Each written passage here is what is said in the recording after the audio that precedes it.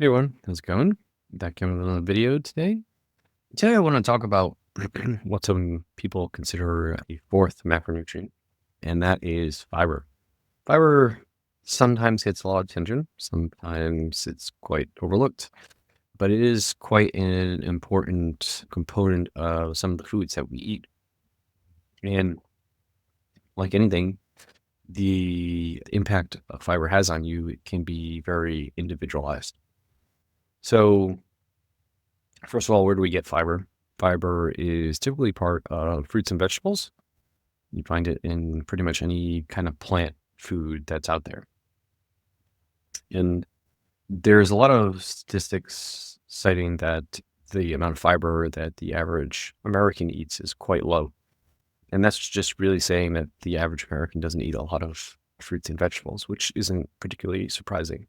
You're not going to find usually a ton of fiber in any kind of processed food, and there's no fiber in animal foods or in fats. If you're not eating whole fruits and vegetables, a lot of the time you're probably not getting a ton of fiber in your diet. And why is fiber beneficial? You'll hear a lot of talk about fiber in relation to your microbiome. So the microbes inside your stomach, they actually consume the fiber that you eat. Your body doesn't really do too much with it. Some of the fiber that you eat is actually undigestible fiber, but the microbes inside of your stomach feed off the fiber in these foods. Does that mean that if you don't eat fiber in your diet, that you're killing off some of the microbes in your gut? I'm not really 100% sure of that. I'm sure that could be a possibility, but there's a lot of different things. It's hard to isolate the root cause of when you reduce fiber, increase fiber in someone's diet, what that does to their microbiome, because it's multifactorial. It's not just the food that you eat or don't eat. There's a lot of different things that change when you change someone's diet that then can impact the gut microbiome. That's a very complicated answer, but we do know that what is in your gut, the microbes in your gut, do consume that fiber and live off of that fiber. It doesn't mean that if you don't eat any fiber that you're not going to have any gut microbes, but they do tend to eat a lot of that fiber. And fiber, for some people, can be very beneficial to their digestion. It makes their digestion much better, in other words, if they eat a decent amount of fiber. And for some people, if another person eats that same amount of fiber, their digestion might get worse, right? So you really have to, as far as how much fiber to eat, it really has to up to your own tolerance, right? The general recommendation that is put out there for dietary fiber intake is around 25 grams per day for women and around 38 grams per day for men. And like I said, most people are not coming even close to those numbers. I personally eat, I think, north of 40 grams of fiber a day, but I eat a ton of fruit and vegetables. And those are staples in my diet. I think if you are a vegetarian, you're also probably hitting those recommendations, because as long as you're eating a lot of whole food vegetables. If you're eating a lot of processed vegetarian foods, then not so much. But if you're a vegan vegetarian eating a lot of whole unprocessed foods, then you're probably hitting that number. Especially from things like legumes can be really high in fiber.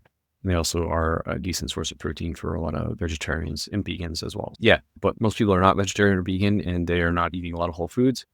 And so they miss those numbers. But so if you're trying to increase those numbers, what does that really look like? It's really, like I said, starting to focus in on those whole foods, whole fruits and vegetables, and including things like legumes, if you tolerate them. And if you want and tolerate them, whole grains can also be a decent source of fiber as well. But for the most part, most people do really well with fruits and vegetables.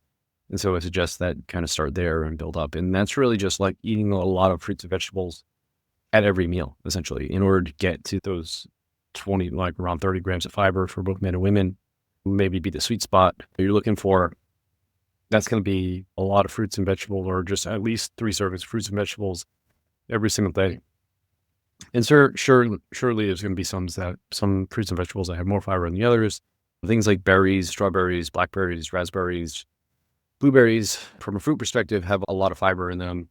From a vegetable perspective, things like broccoli, spinach, some sweet potatoes. I'm missing avocados, I guess, are technically considered fruits because they have a seed inside them, but they have a lot of fiber in them.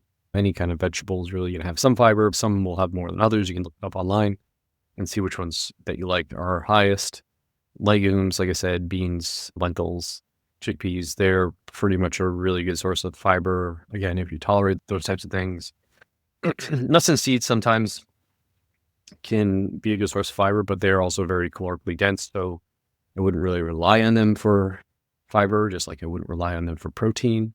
You might get a couple grams of fiber out of some almonds, for example, but you probably need to eat several hundred calories to get there, so the trade-off really isn't with it. Really, where you want to look for your fiber is coming from your fruits, your vegetables, and then legumes and whole grains, if those are things that you particularly like. Like I said, just slowly increasing that. Like a lot of things, as you start to introduce new amounts of food, digestion can become a little bit of an issue. So don't go from eating 10 grams of fiber a day, try eating 40 grams of fiber a day. You're really probably going to have a lot of problems.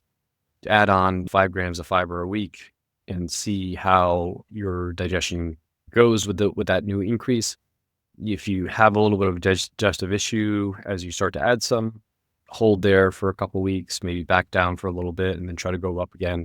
Just take your time. Whenever making dietary changes, it's important to stair-step those changes and not just make one massive switch instantly in order to increase your fiber intake.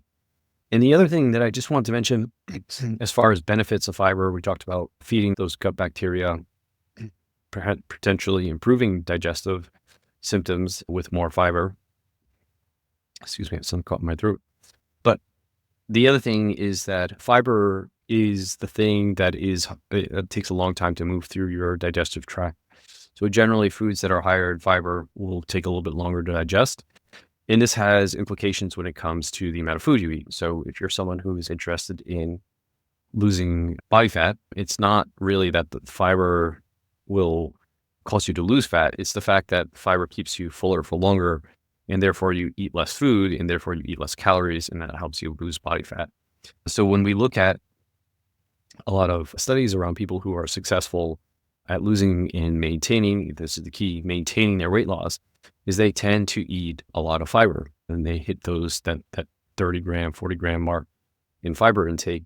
And that's because they use the fiber as a way of keeping them full and not hungry, right? So when you eat a processed food diet devoid of fiber, you tend to be more hungry. You tend to crave all the foods that are going to satisfy that hunger.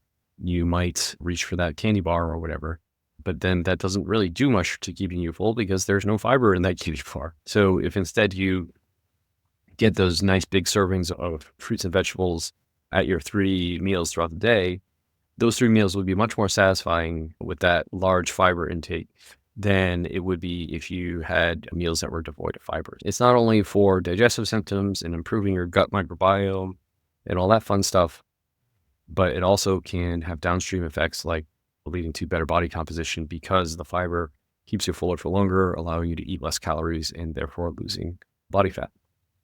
So that's a summary with fiber. I think it's a worthwhile thing to take a look at in your diet. Again, you have to track your food for a little bit, see where you're currently at with your fiber intake. If you're sitting below, that 25 to 38 grams of fiber, depending on your male or female, you want to bump it up, but try to take it slowly. Do 5 gram increments every couple of weeks or so. If you have some digestive issues, as you increase the fiber, back down a little bit, and then try to increase it again. Just give your body a little bit of time to adapt to the fiber because, again, it really does impact your digestive system. And try to get up to that 25 grams if you're a female or 30 grams or more if you're a male. There are fiber supplements out there. But again, I think that the best way, as always, is to try and get as much fiber as you possibly can through the use of fruits and vegetables and things like whole grains and legumes, if that's food that you want to consume. But I do think that fiber supplements, personally, they're just too concentrated for me. They really do affect my digestion. But sometimes people find them useful. But try with whole foods first. And then if that doesn't help then maybe you can, or you're struggling with that, and you can try some type of fiber supplement. I don't have any recommendations because, again, I don't use them personally. They just don't work for me, but I know. Okay, I guess I do have a sub. I do have recommendations. Psyllium husk is one thing I've tried that when I have tried a supplement in the past, but again, I just couldn't. It was not good for my digestion for me. That's all I really want to say around fiber. I hope you find it useful. Again, maybe not the sexiest topic to talk about, but it is important. Has a lot of implications for people, various different goals. I do think it's a worthwhile thing to take a look at in your diet. But if you have any questions, please leave them in the comments below, or you can shoot me a message. As always, the best way to keep up with all the content that I'm putting out is to sign up for the newsletter. You can do that by going to rjbhealth.coach, clicking the newsletter link at the top, and enter your email address there. If you need help assessing whether it's fiber in your diet or other types of problems in your diet, I do have a couple of one-on-one spots open as well, and you can get more information about that by reaching out to me directly. Message me, leave a comment, shoot me an email, or you can go to my website, rjbhealth.coach, click on the schedule discovery call button right on the homepage and fill out that form, and you can chat a little bit more about how one-on-one coaching can help you. With that, I hope everyone has a great week, and I'll talk to you all next week.